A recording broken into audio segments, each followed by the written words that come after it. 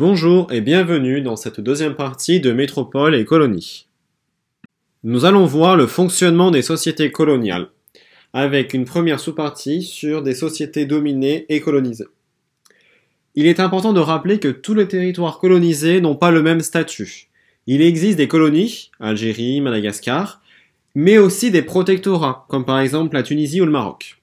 Le protectorat est une forme de colonisation dans laquelle un État renonce à une partie de sa souveraineté au profit d'une autre. Il est aussi important de rappeler une autre différence très importante. L'Algérie est la seule colonie de peuplement, c'est-à-dire un territoire où s'installent de nombreux colons venus de métropoles. En revanche, tous les autres colonies sont des colonies d'exploitation, c'est-à-dire un territoire peuplé de peu de colons et qui est utilisé dans un but essentiellement économique par la métropole. On parle d'acculturation des peuples colonisés, c'est-à-dire ce processus par lequel un individu adopte une culture étrangère, son mode de vie, sa langue, ce qui peut l'amener à abandonner sa propre culture. Ici, vous pouvez par exemple voir un mariage catholique au Dahomey en 1905, c'est-à-dire une pratique chrétienne qui a été transmise et diffusée en Afrique. Mais des indigènes peuvent aussi connaître une ascension sociale, comme par exemple ici, les élites colonisatrices et les élites colonisées au Maroc qui cohabitent ensemble, ou encore d'autres par exemple, comme certains qui peuvent devenir tirailleurs pour les Blancs. Mais ces personnes qu'on appelle évoluées, c'est-à-dire ces indigènes qui ont été scolarisés et qui vivent à la manière européenne, sont peu nombreux, car seule une minorité d'indigènes se rend à l'école. Le racisme et la ségrégation empêchent la cohabitation entre les colons et les indigènes. Par exemple, à Saigon, en Indochine, le quartier européen est séparé des quartiers vietnamiens et chinois. Nous allons étudier l'exemple de l'Algérie française et la diffusion du Code de l'indigénat en 1887. L'Algérie française est colonisée dès 1830.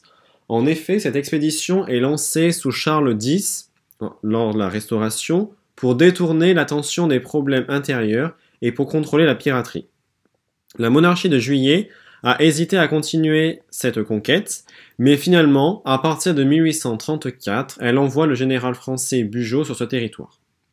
Une résistance algérienne se met en place autour d'Abdelkader. Abdelkader, qui lui appartient à l'Empire ottoman, unifie plusieurs tribus autour de lui et résiste longtemps. Mais en 1847, il y a la reddition d'Abdelkader. Et ce n'est qu'en 1857 que la France achève sa conquête de l'Algérie. Les colonisés ne sont pas considérés comme citoyens mais comme sujets de l'Empire. En revanche, ils sont soumis à l'impôt et au service militaire. Les Français des colonies sont eux considérés comme citoyens français. De plus, la justice n'est pas la même pour tous dans les colonies. On retrouve notamment le code de l'indigénat.